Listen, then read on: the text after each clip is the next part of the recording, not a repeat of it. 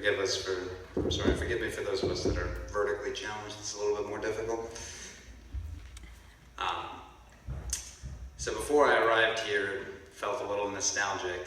I was telling them that 8 years ago I was sitting right where all of you guys are sitting now as a junior, wondering what the heck I was going to do with my life. It's okay if you don't know.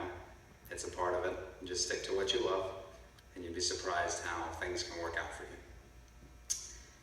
Buenas tardes a todos, y muchas gracias por recibirme esta noche. So thank you, and good evening. I'll begin. So last year, I went to Europe for 17 days to have the experience of a lifetime and to visit friends and family. I went to England, Spain, France, and Germany, and I can tell you that it was the best story of my life so far.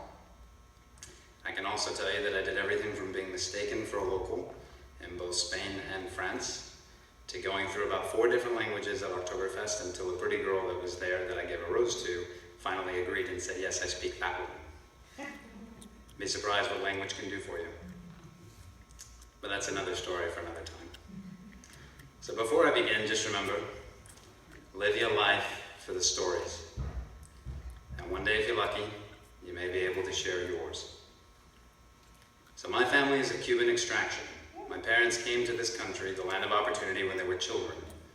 Their first language was Spanish, and they had to learn English to survive.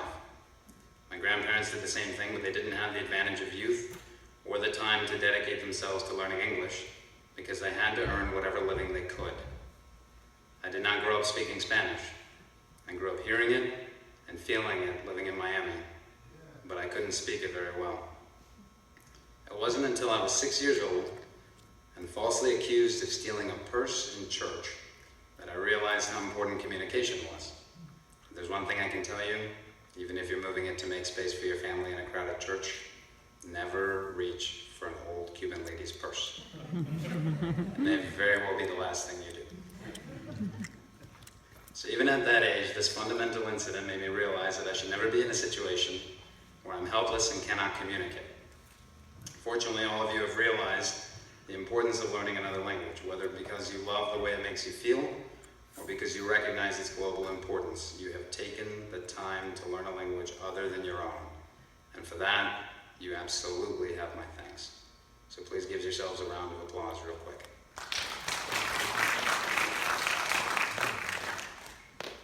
So John Donne wrote, "No man is an island alone, entire of itself. Every man is a piece of the continent, a part of the main." That could not be more true in today's time.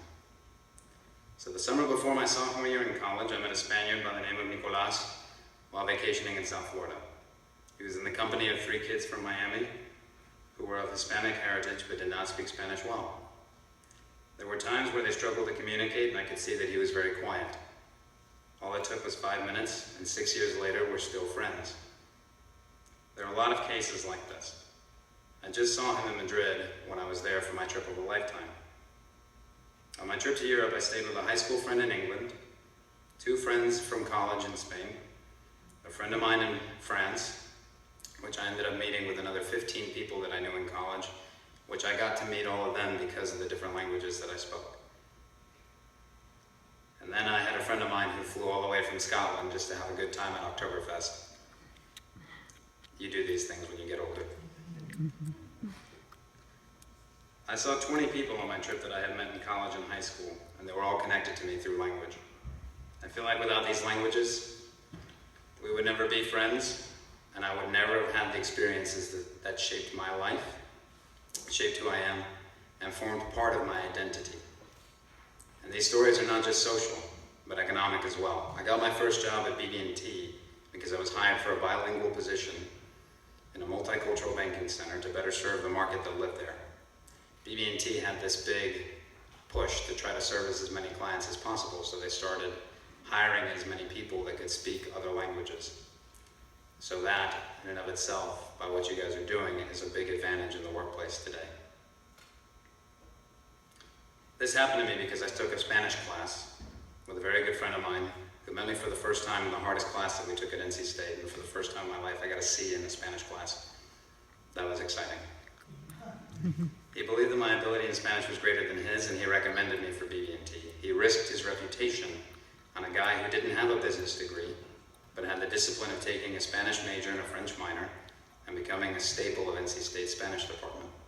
NC State treated me in many ways like a little guinea pig for the 4 years that I was there, to the point where even today they still call me and ask me to come in for different workshops and things.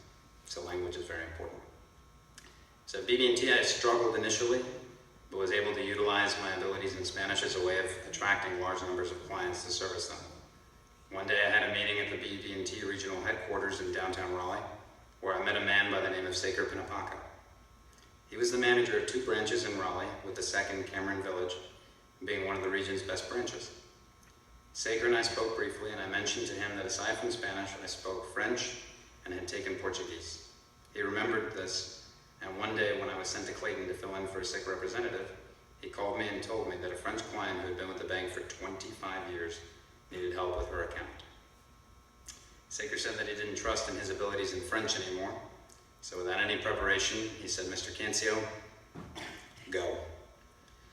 So I worked with her for about a half an hour, and it was entirely in French, and afterward he said, "Mr. Cancio will be in touch." Saker's French, by the way, was perfectly fine. He didn't need any help, but he wanted to know if I could do it. And I can tell you that employers will test you if you tell them that you can do something.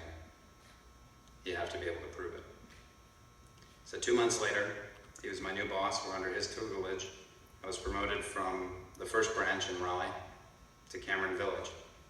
And in Cameron Village, I became the #1 branch banker in the Triangle region, and did not leave the top 2 in my position in the entire BB&T footprint for 6 months. So that's all fine and dandy. I've explained to you how language has been useful in terms of making friends, and has been useful in terms of acquiring new jobs. But the most humbling experience that I ever had with Spanish language was when I was a junior. There was a terrible tornado that hit various parts of Raleigh and Wake Forest. Heritage High School became a haven for a lot of these people who had lost their homes, which were primarily trailer homes, to this disaster. I was unaware of the damage and of how it had shaped the lives of those affected. I spent 4 days over Easter holiday of my junior year in college, working with people, playing games with their small children who were too young to comprehend the fact that they had just lost everything they had. I was asked to translate a medical waiver for the American Red Cross so that the non-English speaking population could receive medical treatment, because the American Red Cross did not anticipate for there to be so many people who could not speak English. Life put me in a situation where I could serve. That's what all of you have with the ability to speak Spanish.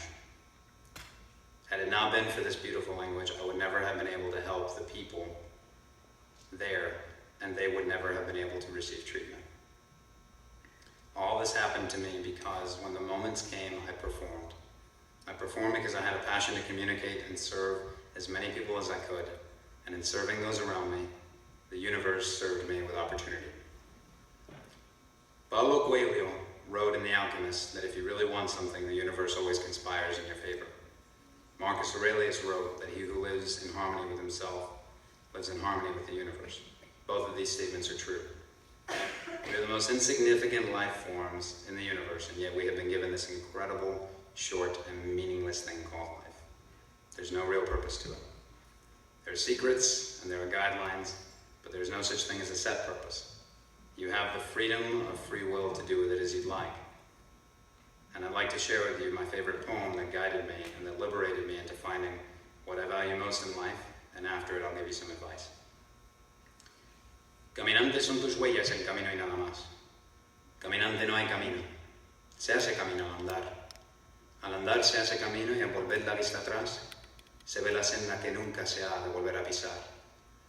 Caminante no hay camino, sino estelas en la mar. Wanderer, your footprints are the path and nothing more. Wanderer, there is no path. It is made as you go. In going, you make the path, and in looking back, you see to where you'll never return. Wanderer, there is no path, only wakes in the sea. With language, you can make your own path. That's what I did.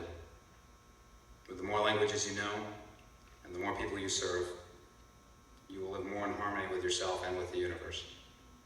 So to conclude, this is the last advice that I will give you, and then I'll get off of this stage so I don't sound any more long-winded than I do. Thank you for indulging me. But first is communicate. Take the time to work on your communication skills. Sometimes the things that are the most worthwhile are the hardest, or what makes us the most uncomfortable. Do them anyway. If people make fun of your accent, let them, and practice to perfection anyway. If you can hardly put two words together, it doesn't matter, because people will appreciate your efforts. And if you're at Oktoberfest, they'll laugh with you all the same. Love. You need to love speaking with others and enriching your life with as many languages as you can. Get to love the culture, the people, the places, and the food. And if you truly love the language, the rest of it will come. Learn. Learn everything that you can. When you hear others speaking, listen. And when you listen, learn something. And finally, live. Live your life for the stories. Know that when you count the days of your life, that they added up to something. The stories that you'll have will mean that you didn't just exist, but you lived this one life that you're given.